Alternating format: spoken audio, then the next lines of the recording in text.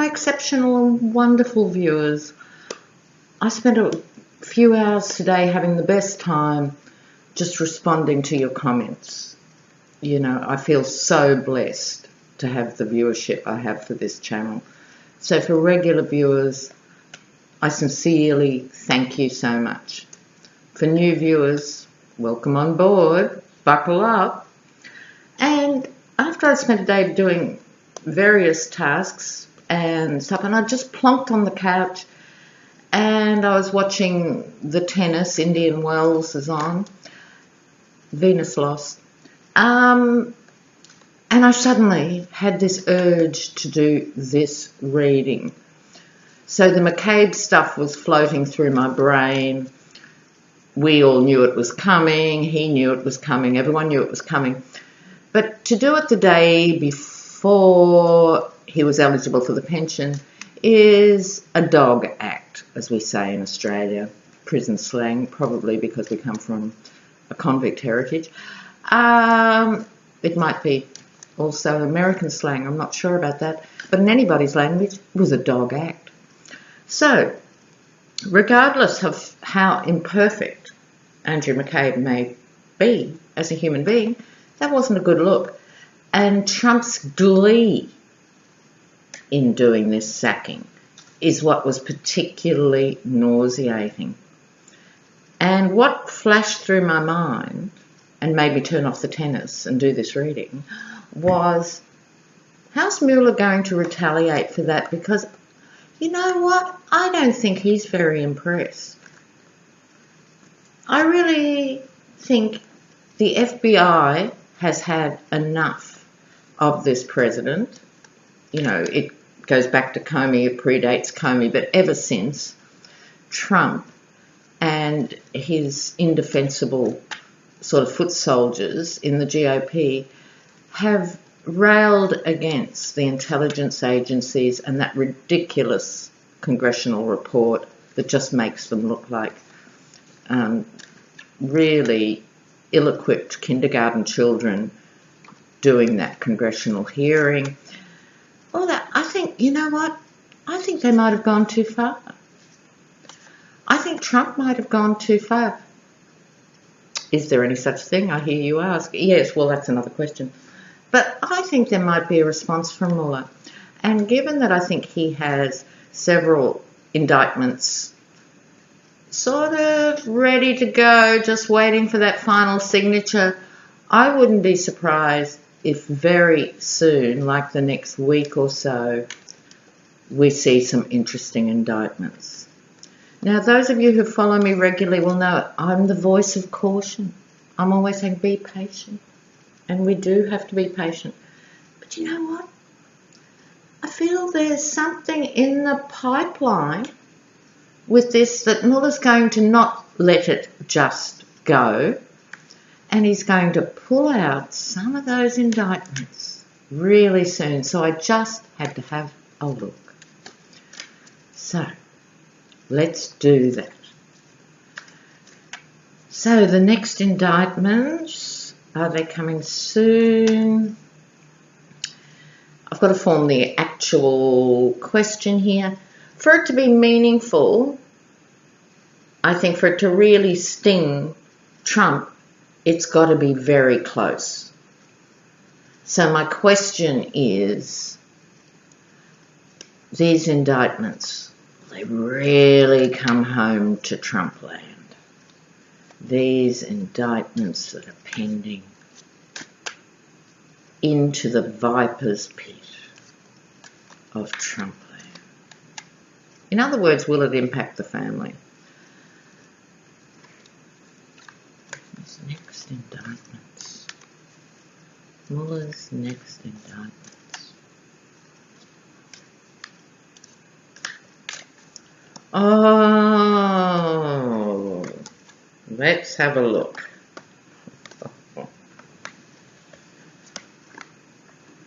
Okay, it's not a bad start from my perspective, and I'm sure for most of you. All right, so bang in the middle, signifier, we have the magician. Okay, And you could say to some extent Trump has been a magician. He's been the Teflon Don. He said himself, I could shoot somebody in Fifth Avenue and get away with it. He has got away with everything. He's got away with 100 things that would have sunk another presidency. In that sense, I'm going to call this as Trump the magician.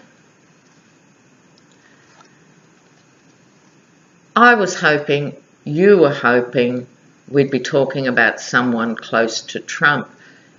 This is the family money card, the intergenerational card. This involves all of them. So, in other words, wherever this indictment hits is going to affect all of them. So if Don Jr. gets an indictment, if Jared gets an indictment, it almost doesn't matter the sequence. The point is, it's very, very, very close to home. And that brings with it the fear of the loss of everything. So here with the Five of Pentacles, you have struggling figures who have lost everything. I'll just let that imagery sit with you for a moment. Isn't that glorious? Whether that means they're down to their last 2 or 3 mil is another story, but in their own terms, in their own little Venetian world, destitution, because Mueller has the power to freeze assets. At least I hope he's got the power. I assume he's got the power. I could safely say Mueller can set these trials in motion, and we're talking about loss of money here. We're talking about, because there's snow, significant freezing of assets. All right, the card of compromise, the wriggle room. So in that sense, that would be asking for a plea deal or something, entirely possible. But in its more base meaning, it's the affluent person who throws pennies to the poor. And in light of this, this is the poor. So there's a certain irony sort of manifesting in this reading, or at least in my interpretation of these cards. So this is the quid pro quo card. So if you read it in a karmic sense, they've had a good run. You know what? They've made shitloads of money, but it comes around on the roundabout. Okay. Now, the embattled figure, to a certain extent, that could be read as Mueller. He's had to fight all these staves of these dreadful accusations and spanners in the works and all these attempts to undermine him, right? So it may be Mueller, or it could be whoever's indicted has been trying to stave it off. This is in the recent past, so they've been staving it off, but they knew it was coming. If any of them had, meaning Trump and family and immediate allies, if they had a brain between them, they would have been making a plan B. I'm sure you've heard there is some talk, is this Don Jr. divorce a pantomime to try and just shuffle money out of the way before the indictments? Maybe, maybe not. Have to do a reading on that. Okay, back to this one. These are indictments that are pending very, very soon. The world, the world, the world, the world. So everything about that. Okay, its bigness, it's going to shock the world. Absolutely shock the world. Also, the eyes of the world are watching. So it's really important that justice is seen to be done, all right, in every way. In this sense,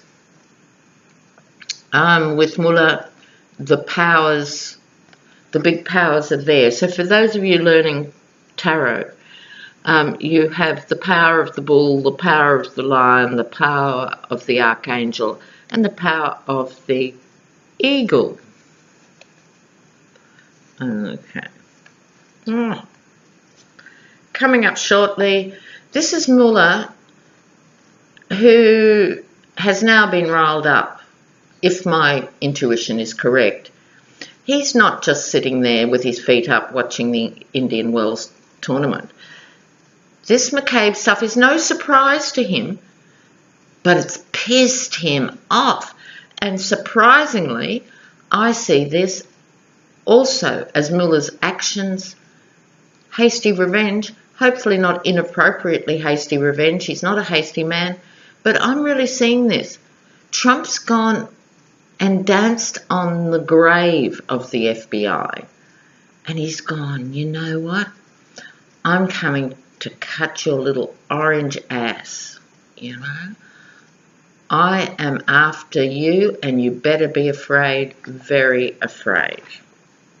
Oh, I hope I'm not overreading this. All right. At the core of these indictments, or the identity of the indictments,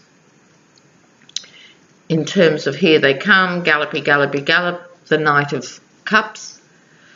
The cups being emotions, again, this would indicate someone close to Trump. I mean, it's not that he wasn't close to Paul Manafort, and I'm sure he was, you know, a bit rocked with the Rick Gates stuff and all of that, but it didn't cut at his emotional core. It didn't get through that really damaged, self-obsessed persona. This will. This is emotions. Oh, fear of losing money. Quelle surprise. The miser card. Maybe for the first time. You know how I say this about Trump? I'm not picking up when I read on him that he's panicked. He's not sleeping because he's just delirious with activity and power. But I think it might just dawn on him, they could lose their money. Oh, wow. Okay. So next week's going to be a revelation for the President of the United States. Oh, yes. The harvest. Simply put, they reap what they have sown. So traditionally this card's read, oh, have I put enough away? And I'm sure that's a consideration. Have I snuck enough money over to Cyprus, into the Seychelles, into my various laundered accounts? But my vibe on it is more fundamental than that. The harvest in the sense of you reap what you sow. Because once the legal tentacles go out and the assets are frozen, what it means too is the extended assets are frozen.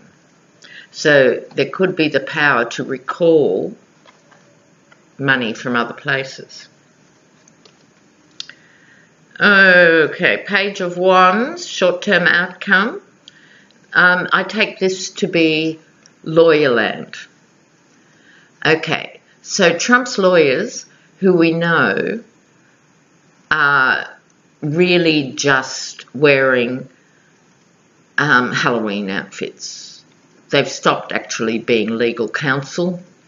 They're wearing Halloween outfits. So they're saying to the emperor with no clothes, everything's fine, it's going to be wrapped up soon, it's almost over. Yes, you're right, Mr. President, what a witch hunt. Of course you can just go and talk with the investigation and you'll be fluent and impressive.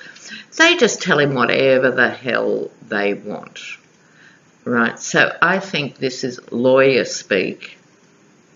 Normally a card to do with oratory. It could also imply Sarah Huckabee Sanders. She's going to have an interesting week. Okay. Okay, Sarah, good luck with interpreting this. This could be Sarah saying, oh, what's the penis? Okay. Queen of Pentacles, woman with money, older woman with money. Is this the mother of dragons? Is this Ivana? It could be. A touch too old for Ivanka, an older woman with money.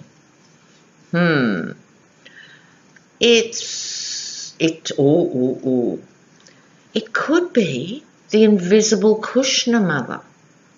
We never hear about Kushner's mother. We know all about his father. We know all about his corrupt sister. We know lots about him. We hear nothing about the Kushner mother. Let me know what you think, but that's my take for the now. The Ace of Wands. So Mueller with his sword has galloped out and is prepared to take off a few heads. I think this is also Mueller. This is very uncharacteristic, as you'll know if you follow my readings. Very uncharacteristic interpretation of Mueller's motivations and actions. It could be your regular Trump as Fred Flintstone, but I don't think so. I think it's Mueller coming at them and using every instrument, the sharp instrument of the law and the blunt instrument of who he chooses in terms of these indictments, which I'm sure are prepared to release.